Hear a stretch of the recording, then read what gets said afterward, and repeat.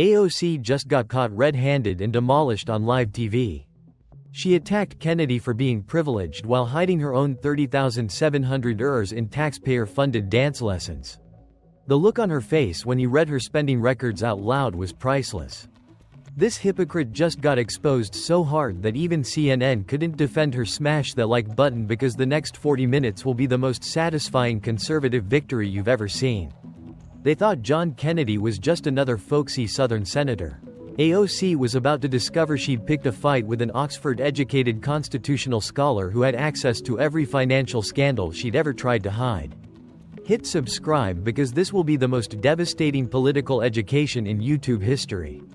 When real scholarship meets social media activism, the progressive queen of TikTok was about to learn what happens when you attack someone who actually understands the Constitution.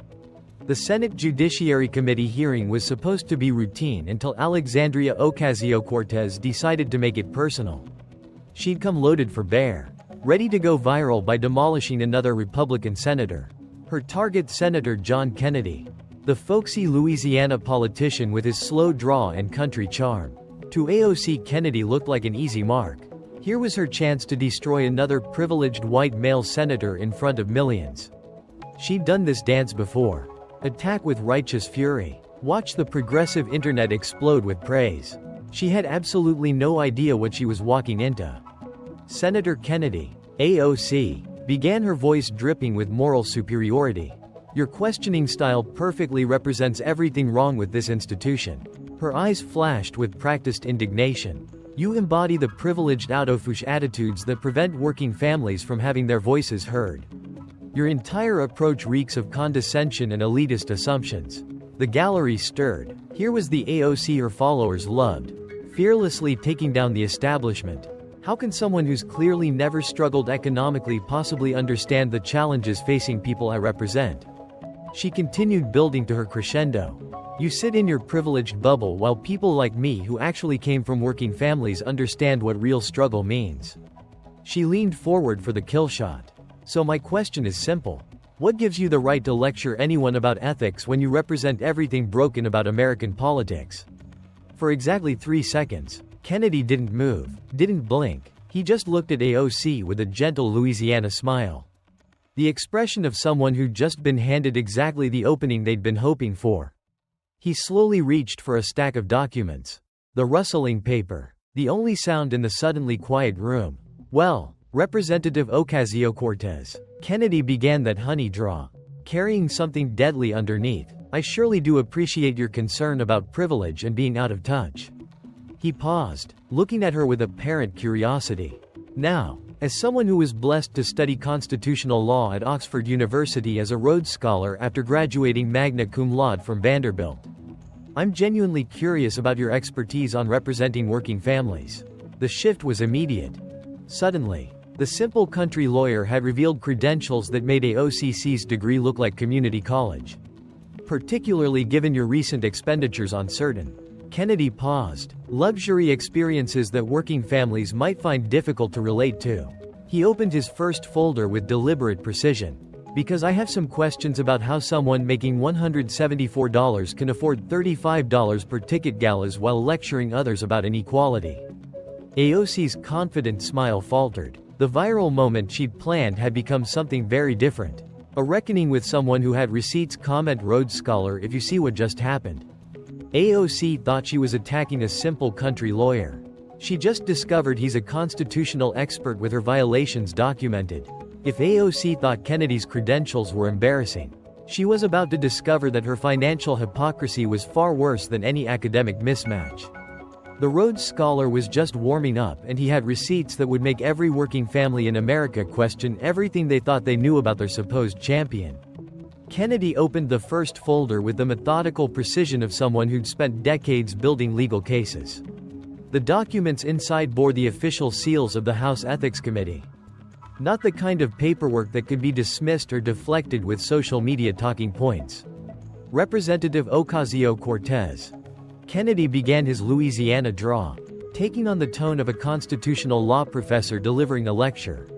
Let's talk about your famous tax the rich dress. A remarkable piece of political theater. I must say. AOC straightened in her chair. sensing an opportunity to get back on script. "Senator, that dress represented exactly the kind of message working families need to hear. The wealthy need to pay their fair share. And someone needs to be brave enough to say it." Kennedy's smile was gentle, almost grandfatherly. "Oh, I'm sure it was very brave indeed. Can you remind the American people where exactly you wore this message?" "The Met Gala, which is a fundraising event for arts and culture in New York." AOC replied, her confidence returning as she hit familiar talking points. "As elected officials, we have a responsibility to support cultural institutions." "Indeed," Kennedy nodded, pulling out what appeared to be financial documents. "And can you tell us what it costs to attend this particular cultural event?" AOC hesitated for just a moment, long enough for everyone watching to sense that she knew where this was heading. "The ticket prices vary depending on sponsorship levels. And a representative," Kennedy interrupted gently. "According to these records, individual tickets to the Met Gala cost approximately $35,100. Is that correct?" The number hung in the air like a bomb waiting to explode. $35. More than many American families make in an entire year. For a single evening of champagne and celebrity networking. Kennedy let the silence stretch for exactly the right amount of time before continuing.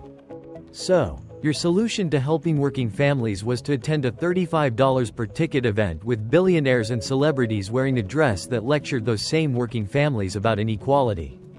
AOC's prepared responses suddenly seemed inadequate. "Senator, I was invited as a representative of New York to support cultural institutions. The message was about using platforms to advocate for working families." "Platforms," Kennedy repeated as if savoring the word. "Let me see if I understand your advocacy strategy correctly. Working families who are struggling to pay rent, buy groceries, or afford healthcare needed to see their representatives spending their evening with Anna Wintour and celebrities at a $35 party. Was that the advocacy?" The devastating logic was impossible to escape. Here was their supposed champion of the working class, literally partying with the ultra-wealthy while wearing a message that mocked the very people paying for the spectacle. But Kennedy wasn't finished with his constitutional education. He pulled out another set of documents, these bearing the official letterhead of the House Ethics Committee. "Now, Representative, this gets even more interesting. The House Ethics Committee concluded that you violated congressional gift rules in connection with this event. Didn't they?" AOC's face flushed slightly. "That investigation found no intentional wrongdoing. It was a matter of administrative delays in payments." "Administrative delays," Kennedy repeated, his scholarly tone, making the phrase sound absurd. "Let me read from the official Ethics Committee report. Representative Ocasio-Cortez accepted over $3 in impermissible gifts, including apparel, services and admission for her partner." He looked up from the document with the expression of a professor grading a particularly disappointing exam. "So to be clear, you not only attended a $35 gala while preaching about inequality, but you also accepted thousands of dollars in free goods and services that working families pay taxes to regulate through ethics rules." The hypocrisy was so blatant, so perfectly documented that even AOC's usual deflection tactics seemed inadequate. She tried anyway. "Senator, this is exactly the kind of sexist elitist attack that prevents young women of color from serving in Congress. You're weaponizing ethics procedures to attack someone who threatens your old boys club." Kennedy's response was delivered with the calm authority of someone who'd spent decades studying constitutional principles. "Representative Ocasio-Cortez, I'm not attacking your race, your gender, or your age. I'm examining your actions through the lens of constitutional public service." His voice took on the weight of someone who'd actually sacrificed for public service. "The Constitution doesn't care about your demographics. It cares about your integrity. The founders understood that those who serve the people must live by different standards than those they serve. When you accept gifts while making laws about ethics, when you party with billionaires, while lecturing about inequality, you're not fighting the system. You're proving you've been corrupted by it." AOC sat speechless for a moment, her progressive talking points useless against Kennedy's combination of documented evidence and constitutional authority. The viral moment she'd planned had become a masterclass in how privilege actually works. And she was on the wrong side of the lesson. Kennedy gathered his documents with the satisfaction of someone who'd just delivered a devastating opening argument. But the Met Gala is just the tip of the iceberg, representative. The real question is whether this represents a pattern of using your position for personal benefit while lecturing others about sacrifice. He reached for an even thicker folder. This one marked with federal expense reporting requirements because the American people deserve to know how their tax dollars are being spent. Especially by someone who claims to represent their interests. Comment Champagne Socialist. If you think AOC got exposed, smash that subscribe button because Kennedy is just getting started destroying progressive hypocrisy. But the Met Gala is just the beginning. Wait until you see Kennedy expose how AOC has been stealing taxpayer money for personal dance classes and luxury lifestyle while her constituents suffer. If the Met Gala revelation had shaken AOC's confidence, what Kennedy revealed next would completely destroy her credibility as a champion of working families. The Rhodes Scholar had spent weeks preparing for this moment, and he was about to expose a pattern of financial abuse that would make every taxpayer in America furious. Kennedy opened the second folder with the deliberate ceremony of someone unveiling evidence in a federal courtroom. The documents inside bore the official seals of Congressional Financial Oversight, the kind of paperwork that tracks every dollar of taxpayer money spent by elected officials. Representative Ocasio-Cortez. Kennedy began his professorial tone, taking on an edge of moral authority. Let's discuss how you've been spending the money that working families send to Washington through their taxes. He pulled out what appeared to be official expense reports, each page marked with congressional letterhead and detailed financial breakdowns. You receive what's called a member representational allowance. That's taxpayer money specifically designated for official congressional duties. The rules are quite clear that these funds may not be used for personal or campaign purposes. Are you familiar with these regulations? AOC shifted uncomfortably in her chair. Of course, Senator. All members of Congress follow appropriate guidelines for official expenditures. I'm sure they do, Kennedy replied, his Louisiana drawl carrying just a hint of skepticism. So perhaps you can explain a payment of $3.700 to someone called Juan D. Gonzalez that's listed under training. What kind of official congressional training costs taxpayers $3.700? The specificity of the question caught AOC off guard. She clearly hadn't expected Kennedy to have access to detailed expense reports. I'd have to review the specific expenditure you're referring to. But all training expenses are for official capacity building. But Kennedy's smile was gentle but deadly. Capacity building. That's an interesting way to put it. He pulled out another document. What about $850 to something called Bombazo Dance Company Incorporated? Also listed as training? Are salsa lessons now part of official congressional business? The question hung in the air like a smoking gun. AOC, the supposed champion of working families, had been using their tax dollars to pay for dance lessons while lecturing them about sacrifice and inequality. Senator AOC began her voice taking on the defensive tone of someone caught in undeniable wrongdoing. Any training expenses are related to communications and constituent outreach capabilities. Kennedy's constitutional expertise was showing Representative the founders would be fascinated to learn that constituent outreach now requires choreography. George Washington somehow managed to communicate with the American people without taxpayer-fund dance lessons. But the dance classes were just the beginning. Kennedy had been methodical in his research and he'd uncovered a lifestyle that completely contradicted everything AOC claimed to represent. Let's talk about your social media presence. Representative Kennedy continued producing what appeared to be printed screenshots. You've been quite active on Instagram, haven't you? Documenting your lifestyle for your followers. He held up images that made his point with devastating clarity.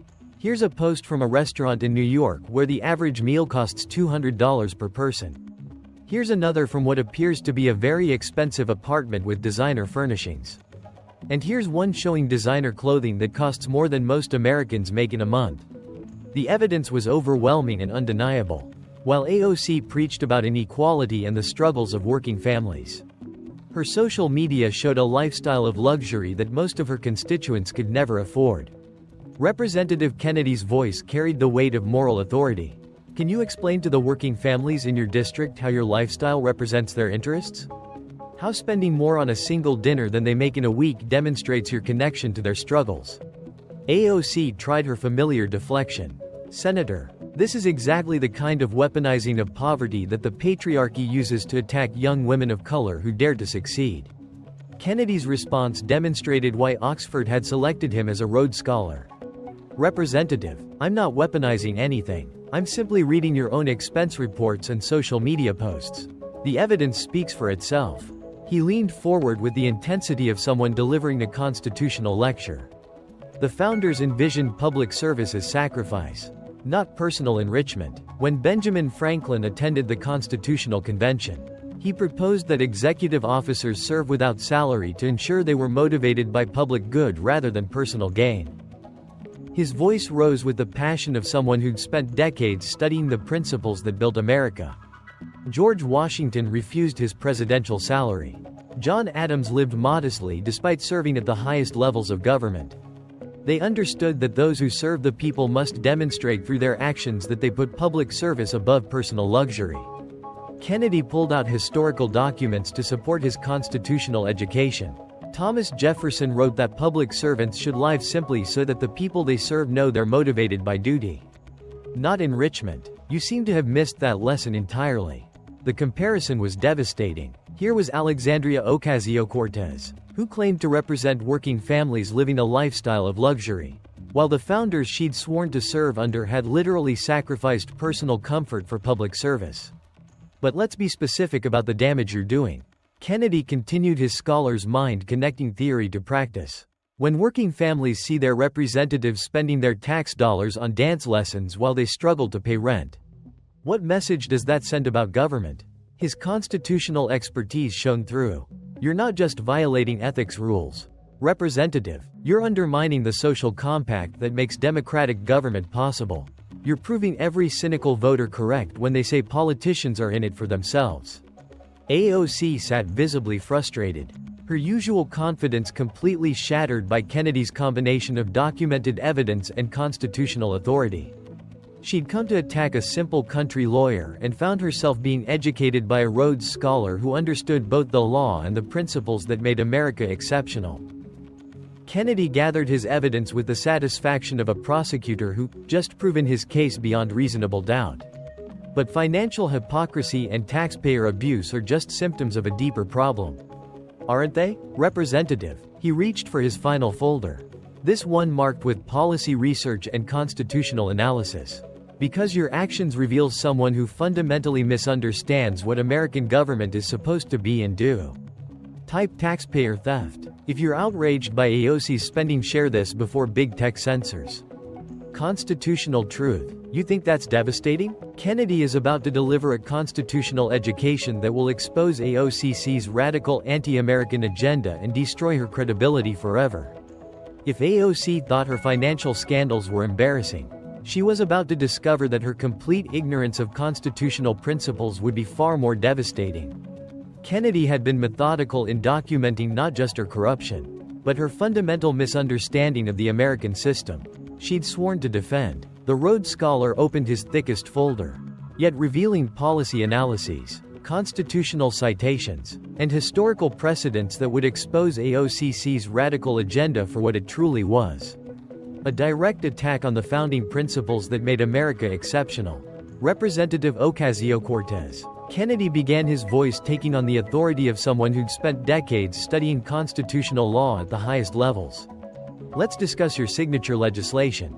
The Green New Deal. You've proposed what amounts to a complete restructuring of the American economy, haven't you? AOC straightened in her chair, sensing familiar ground.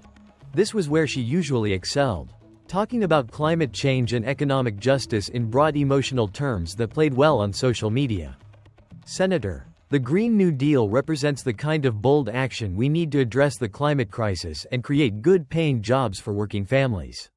She replied, hitting her prepared talking points. We need to treat climate change like the existential threat it is.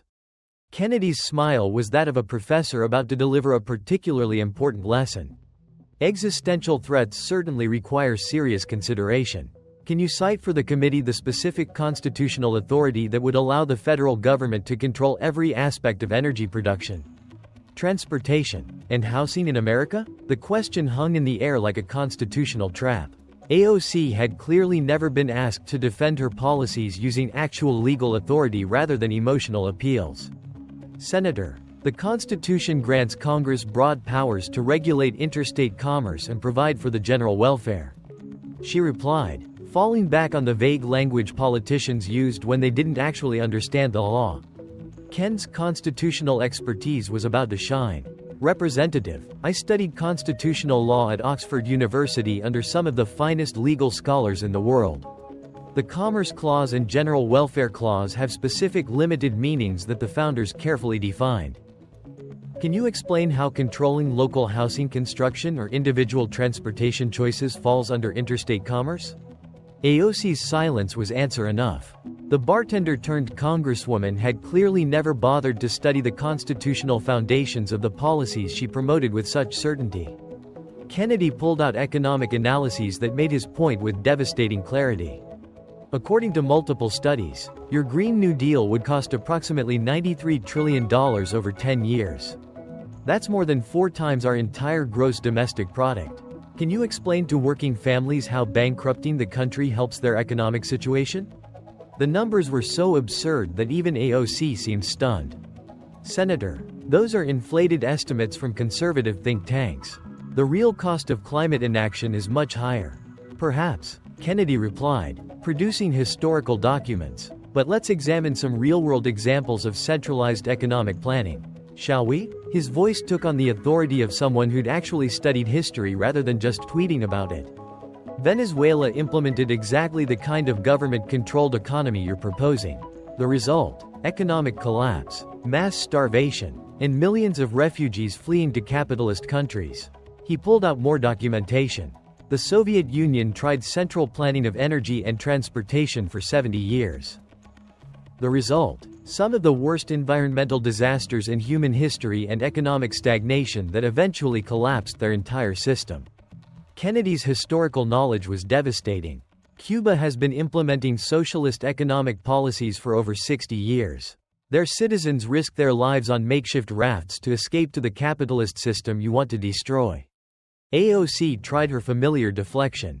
Senator, those are completely different situations.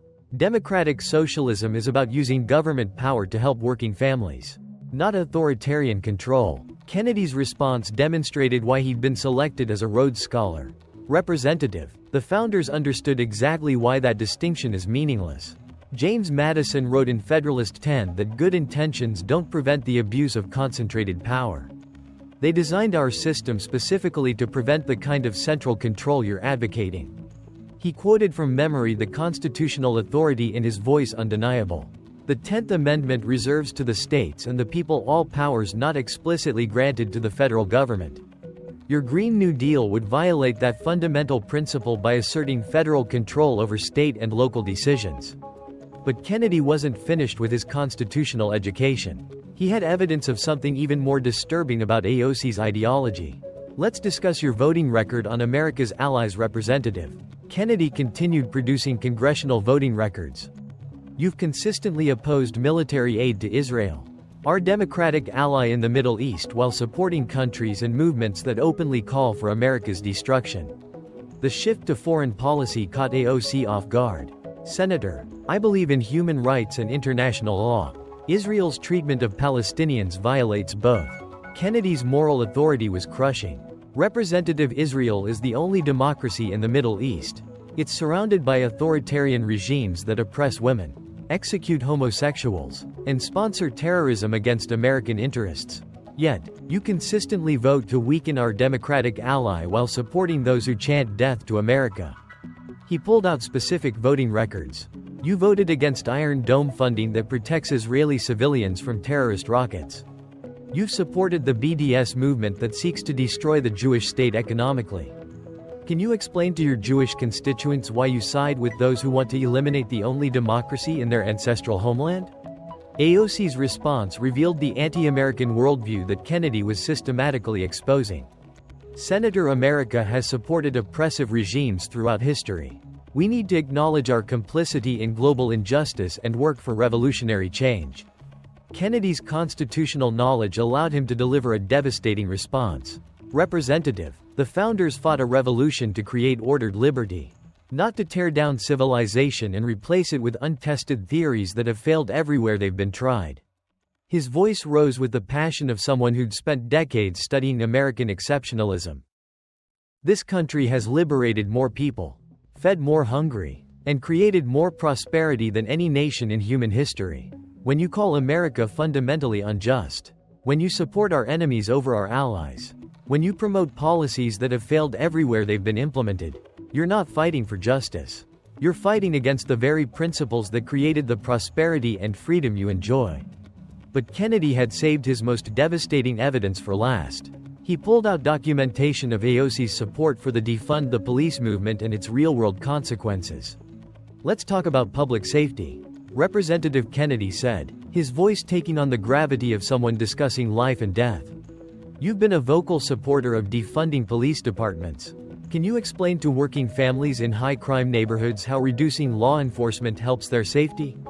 AOC tried to deflect. Senator, defunding the police is about reallocating resources to address root causes of crime like poverty and education. Kennedy's response was backed by devastating evidence.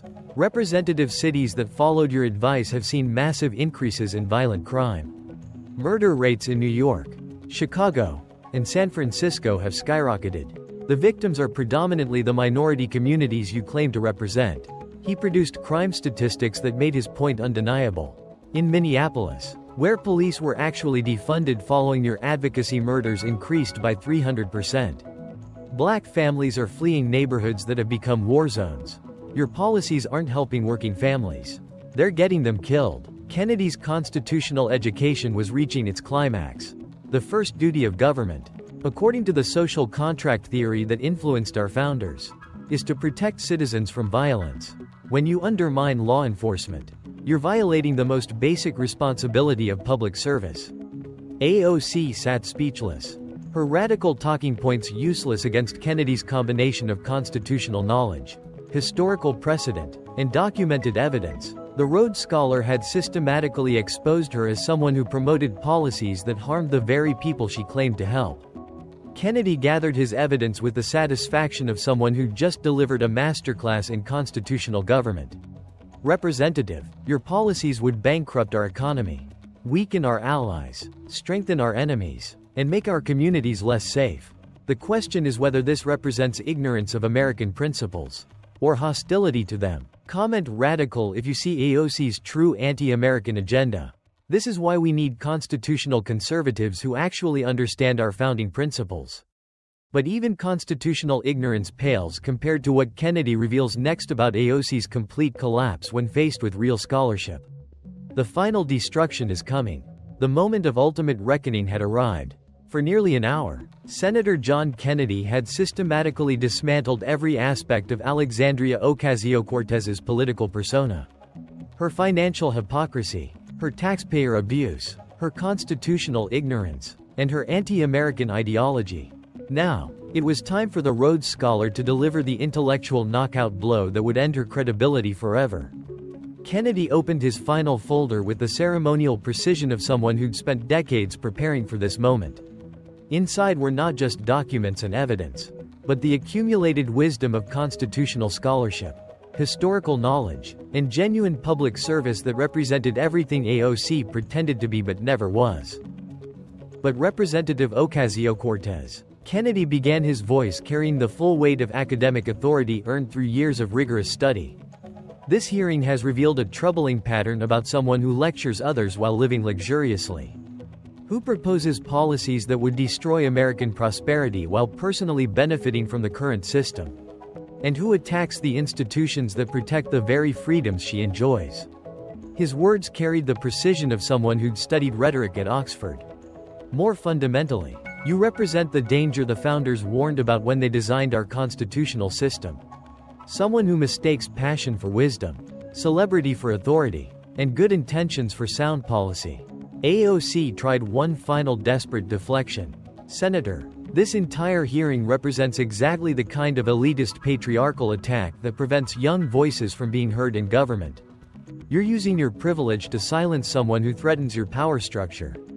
Kennedy's response would become the defining moment of the hearing. A masterclass in how authentic scholarship destroys superficial activism. Representative, let me share something with you about privilege since you seem so concerned about it. His voice took on the gentle authority of someone delivering a profound educational moment. I was born in a small town in Mississippi to a family that valued education above all else. My parents sacrificed so I could attend Vanderbilt University, where I graduated magna cum laude while working to pay my expenses. Kennedy's personal story carried the weight of authentic achievement. I was blessed to be selected as a Rhodes Scholar, one of 32 Americans chosen from thousands of applicants to study at Oxford University. Do you know what that means? Representative AOC's silence revealed that she clearly didn't understand the significance of the honor Kennedy was describing. It means I spent years studying constitutional law under some of the finest legal minds in the world. Kennedy continued, his voice rising with scholarly passion. I studied the philosophical foundations of democratic government, the historical precedents that shaped our Constitution, and the economic principles that created American prosperity. His intellectual authority was undeniable. At Oxford, I learned that true scholarship requires intellectual humility, the understanding that complex problems require careful study, historical perspective, and respect for the wisdom of those who came before us. Kennedy's gaze fixed on AOC with the intensity of a professor delivering a failing grade. You, Representative, demonstrate the opposite of intellectual humility. You promote radical policies without understanding their constitutional authority. You attack American institutions without studying their historical importance. You lecture about economics without grasping basic mathematical realities. The comparison was devastating. I've spent over 3 decades in public service, studying law, serving the people of Louisiana, and working within our constitutional system to improve it. You've spent 3 years making viral videos and attacking the country that gave you the opportunity to serve. Kennedy's voice took on the weight of genuine moral authority.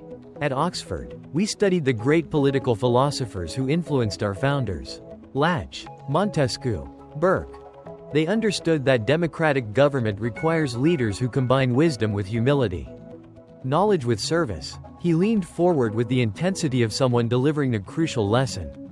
The founders designed our system to prevent exactly what you represent: someone who would use temporary political power to impose untested theories on the American people. Kennedy pulled out his pocket constitution, the same one he'd carried since his first day in public service. This document represents the accumulated wisdom of men who studied history, understood human nature, and designed a system that has created more prosperity and freedom than any other in human history. His constitutional expertise shone through every word. They gave us limited government because they understood that concentrated power corrupts. They gave us separation of powers because they knew that no one person or faction should control everything. They gave us federalism because they recognized that local problems require local solutions. Kennedy's voice rose with the passion of someone who dedicated his life to understanding American principles. You want to tear down this system and replace it with the same central planning that has failed everywhere it's been tried. That's not progressive, Representative. That's regressive. It's returning to the same concentrated power our founders fought a revolution to escape. The intellectual gap between the two was now undeniable. On one side sat a Rhodes Scholar who'd spent decades studying constitutional law at the highest levels. On the other sat a former bartender who'd spent 3 years tweeting radical talking points without understanding their implications. Kennedy delivered his final judgment with the authority of someone who'd earned the right to speak for constitutional principles. Representative, the American people deserve leaders who understand our Constitution, respect our history, and comprehend the complexity of governing a diverse, free society. His voice carried the weight of authentic scholarship. They deserve leaders who have studied the failures of socialism, the dangers of concentrated power, and the wisdom embedded in our founding documents. Kennedy's closing statement would be remembered as one of the most devastating intellectual destructions in political history. What they don't deserve is social media influencers who mistake Twitter followers for constitutional authority, viral videos for genuine scholarship, and radical theories for practical wisdom. He gathered his documents with the satisfaction of someone who just delivered the most important lesson of his career. Representative public service requires sacrifice, study, and humility. It requires understanding that the Constitution is not a suggestion, but a sacred covenant. It requires recognizing that the freedoms you enjoy were purchased with the blood and wisdom of better people than us. Kennedy's final words carried the moral weight of someone who'd spent his life in genuine service. Until you understand those principles, you have no business making laws for the American people. AOC sat in complete silence. Her progressive talking points useless against the combination of constitutional knowledge, historical wisdom and authentic public service that Kennedy represented. The viral moment she'd planned had become the most devastating intellectual humiliation of her career. The Rhodes Scholar had delivered a constitutional education that would be studied for generations. A masterclass in how authentic scholarship destroys superficial activism, how genuine wisdom defeats viral celebrity, and how constitutional principles triumph over radical ideology. Smash that, like if constitutional scholarship just destroyed progressive activism. Share this everywhere. This is what happens when real education meets social media fame. The complete destruction is coming next. See how Kennedy's constitutional victory changes American politics forever. The 30 seconds of silence that followed Senator Kennedy's final words would be remembered as one of the most powerful moments in American political history. In that silence, everyone in the committee room and millions watching across the country understood that they had just witnessed something unprecedented. The complete intellectual destruction of progressive icon Alexandria Ocasio-Cortez by a constitutional scholar who represented everything authentic public service should be. AOC sat motionless, staring at the table in front of her, unable to formulate any response to the systematic dismantling of her entire political persona. Her expensive communications team, her progressive allies, her social media army, none of it mattered when faced with documented evidence, constitutional knowledge, and genuine scholarship. For the first time in her political career, Alexandria Ocasio-Cortez had been held accountable by someone who had both the authority and the wisdom to expose her radical hypocrisy. The contrast couldn't have been starker. On one side sat a Rhodes Scholar who'd spent decades studying constitutional law at Oxford, serving the people of Louisiana with distinction and living the principles he advocated. On the other sat a former bartender who'd spent 3 years making viral videos while using taxpayer money for personal luxuries and promoting policies that would destroy American prosperity. Within minutes of the hearing's conclusion, the political earthquake began. Social media exploded with a force that showed the hunger Americans had for authentic constitutional leadership. Constitutional education reached 3 million mentions in the first hour. The fastest trending political hashtag promoting conservative principles in social media history. AOC destroyed hit 28 million mentions as Americans shared clips of her complete intellectual humiliation. Bajos Scholar trended globally as people learned about Kennedy's authentic credentials versus AOC's manufactured celebrity. But this wasn't just partisan celebration. This was Americans of all backgrounds responding to something they rarely saw in modern politics. Genuine scholarship defeating superficial activism, constitutional knowledge triumphing over social media fame, and authentic public service exposing progressive privilege. The clips were impossible to ignore and impossible to dismiss. Kennedy's calm constitutional education contrasted with AOC's desperate deflections.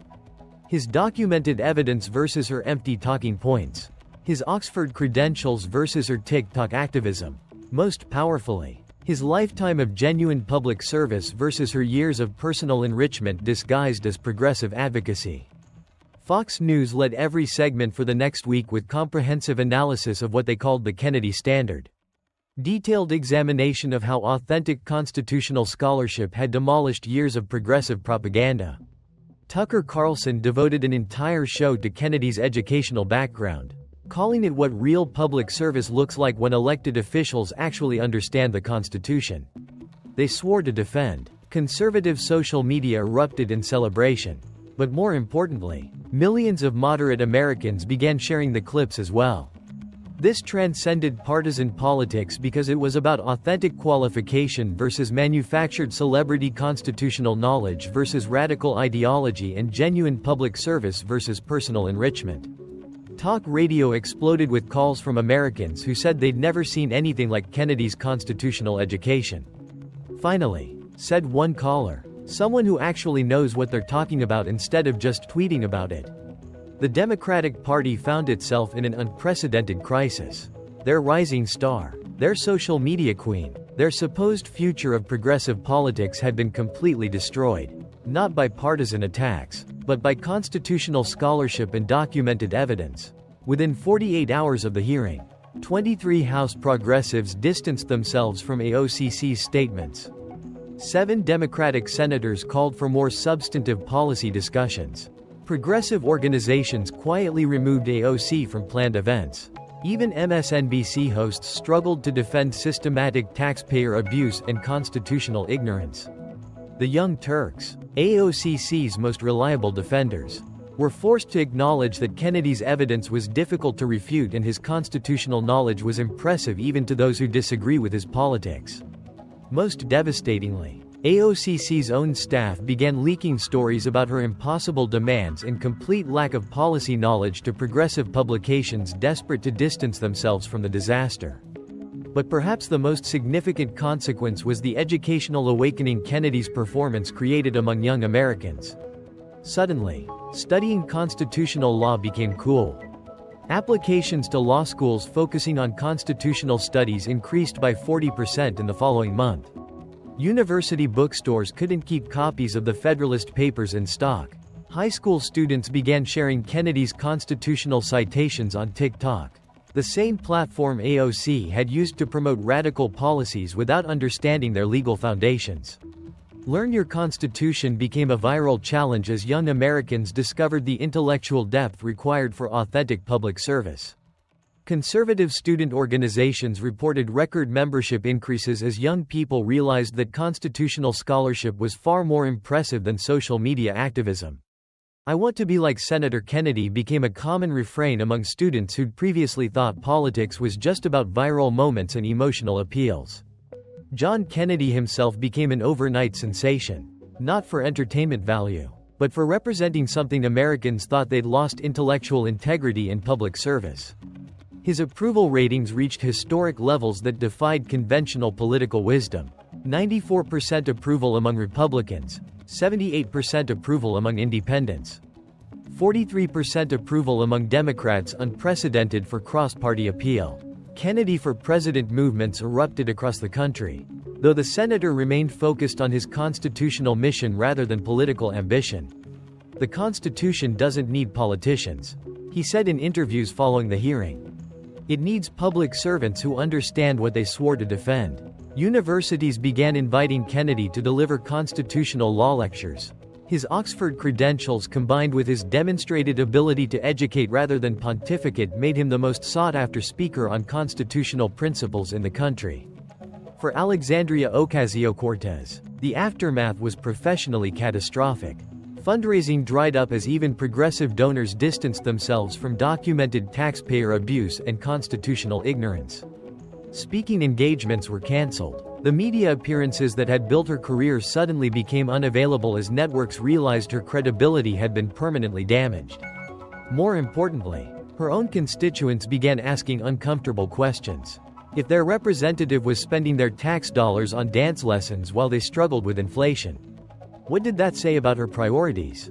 If she didn't understand the constitutional authority for the policies she promoted, how could they trust her to represent their interests? Primary challengers immediately emerged armed with Kennedy's constitutional education and documented evidence of AOC's financial irregularities. "We need real representation, not viral celebrity," became the theme of opponents who promised genuine public service over social media activism. The most lasting impact was cultural.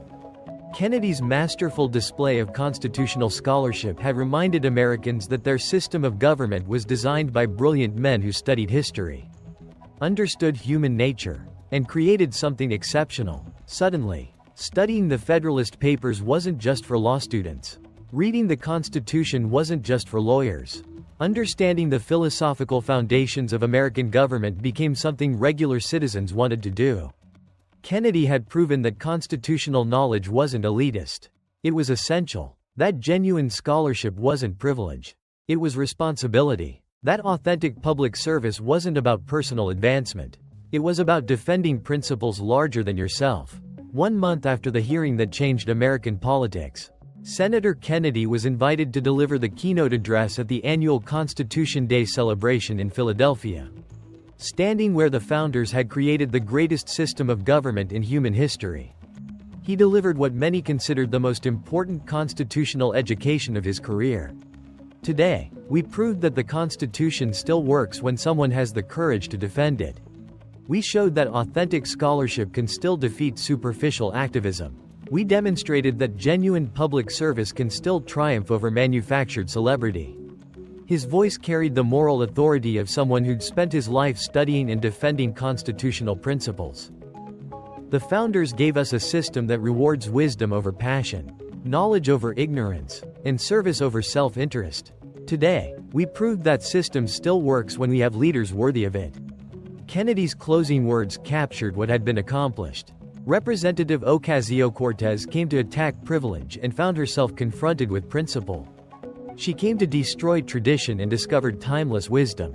She came to promote change and encountered the unchanging truths that make America exceptional. This is what happens when constitutional scholarship meets social media activism. This is what happens when authentic public service confronts progressive privilege.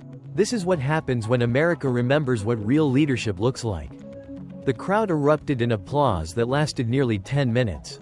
Americans celebrating not partisan victory, but the triumph of constitutional principles over radical ideology. Senator John Kennedy, the Rhodes Scholar from Louisiana, had reminded the country that the Constitution wasn't just a document, it was a covenant, and when that covenant was defended by someone who understood its wisdom, America always won. Hit that notification bell because when constitutional conservatives stand up to progressive radicals, America wins. This is what authentic public service looks like. God bless Senator Kennedy. God bless constitutional education. And God bless the United States of America.